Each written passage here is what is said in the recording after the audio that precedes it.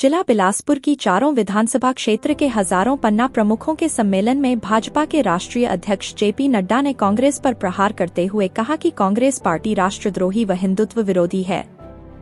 उन्होंने कहा जो हिंदुत्व व श्री राम के विरोध में खड़ा हुआ उसका अंत अवश्य हुआ है। चुनावी शंखनाद करते हुए नड्डा ने कांग्रेस पर जमकर निशाना साधा। उन्होंने कांग्रेस को राष्ट्रद्रोही और राष्ट्र विरोधी पार्टी बताते हुए हमीरपुर संसदीय क्षेत्र के प्रत्याशी अनुराग को ज्यादा से ज्यादा बढ़त दिलाने के लिए कार्यकर्ताओं का आह्वान किया। नड्डा ने कहा कि भाजपा वही पार्टी है जिसने अनुच्छेद 370 हटाया, राम मंदिर की प्राण प्रतिष्ठा करवाई, ट्रिपल तलाक जो कांग्रेस ने भारत में चला रखा था उसे खत्म किया। नड्डा ने कहा कि आज भारत 5वें नंबर की अर्थव्यवस्था बन गई है। चुनाव को लेकर नड्डा ने कहा कि इस बार चुनाव में हमारा लक्ष्य 400 पार का लक्ष्य है। सिर्फ अनुराग को चुनाव जिताना लक्ष्य नहीं है बल्कि विकसित भारत का भी लक्ष्य है। मोदी तीसरी बार पीएम बनेंगे तो भारत विश्व की तीसरी अर्थव्यवस्था बन जाएगा। प्रदेश की सुक्खू सरकार पर निशाना साधते हुए उन्होंने कहा कि प्रदेश कांग्रेस सरकार ने हिम केयर का 50 करोड़ भी नहीं दिया है। कांग्रेस ने यहां एक भी विकास का पत्थर नहीं लगाया। उन्होंने कहा कि कांग्रेस पार्टी राम और सनातन विरोधी तथा राष्ट्रद्रोही पार्टी है। सोनिया गांधी के लिए श्रीराम सिर्फ काल्पनिक हैं। उन्होंने कहा कि कांग्रेस नेता कपिल सिब्बल ने अदालत में राम मंदिर का केस लटकाने का काम किया। उन्होंने राहुल गांधी को लेकर कहा कि राहुल संविधान की पुस्तक लेकर घूमता रहता है लेकिन खुद उसे पढ़ता नहीं है। जेपी नड्डा ने कार्यकर्ताओं के लिए कहा कि हम सब लोग ईमानदारी से काम करें। हर घर में माता बहन से बात करनी है और समर्थन लेना है। उनकी बात को समझकर उन्हें उचित आश्वासन देना है। आने वाली 1 जून को 11 बजे तक वोट दिलवाएंगे। अनुराग की जीत के लिए सबको काम करना है।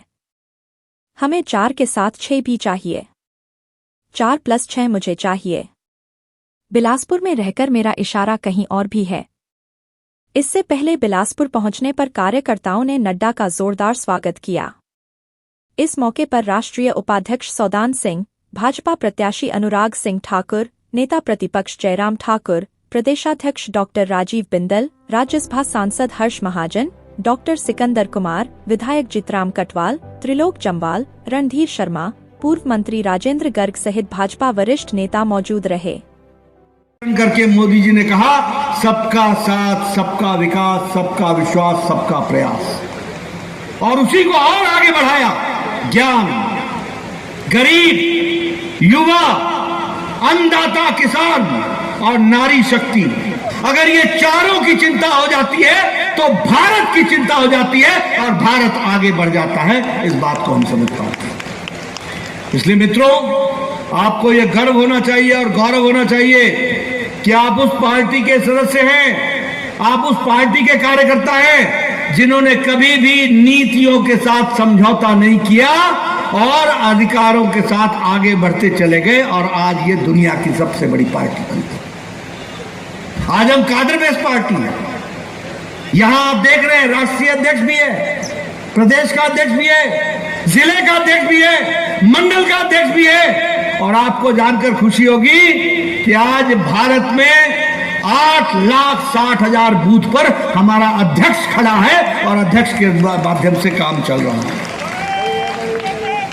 हम दुनिया की सबसे बड़ी मास पार्टी, 303 हमारे लोकसभा के सदस्य रहे हैं और अब की बार हम उस ओर दिशा की ओर जा रहे हैं। 97 हमारे राज्यसभा के सदस्य हैं, 1500 में 12 कम हमारे विधानसभा के सदस्य हैं, 180 के आसपास हमारे मेयर हैं, हमारे जिला परिषद के सदस्य हजारों में। ये सबसे बड़ी चुनी हुई पार्टी है और चुने हुए नुमाइंदे हैं तो भारतीय जनता पार्टी है। ये आपका गौरव है, ये आपकी ताकत है, ये आपके माध्यम से पार्टी को ताकत मिली है और उसको हम लोग आगे बढ़ा रहे हैं। मित्रों, मैं यहां एक बात और बताना चाहता हूं। आज हम अनुराग जी के लिए वोट मांगने आए हैं।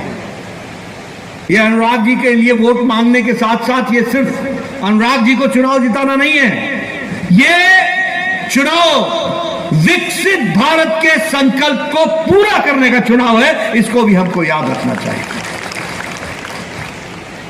आज मैं आपके साथ बताना चाहता हूं कि भारतीय जनता पार्टी मोदी जी के नेतृत्व में क्यों आनी चाहिए। आप बताइए, कोरोना की मार पड़ी, आप बताइए यूक्रेन का युद्ध चला, अमेरिका की अर्थव्यवस्था लड़खड़ा गई, यूरोप की अर्थव्यवस्था लड़खड़ा गई, चाइना की अर्थव्यवस्था लड़खड़ा गई, रशिया की अर्थव्यवस्था लड़खड़ा गई, जापान की अर्थव्यवस्था लड़खड़ा गई, ऑस्ट्रेलिया की लड़खड़ा गई। लेकिन आपको जानकर खुशी होगी कि इन्हीं 5 वर्षों में भारत आज अर्थव्यवस्था में और आर्थिक दृष्टि से आज 11वें नंबर से छलांग लगाकर ब्रिटानिया को पछाड़कर आज भारत 5वें नंबर की अर्थव्यवस्था बन गई, 5वें नंबर की।